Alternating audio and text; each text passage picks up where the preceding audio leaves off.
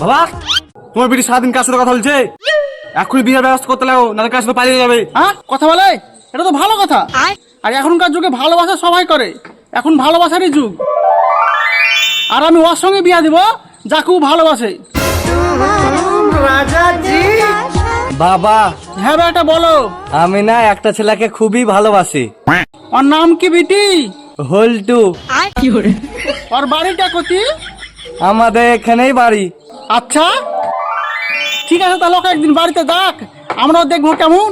ঠিক আছে।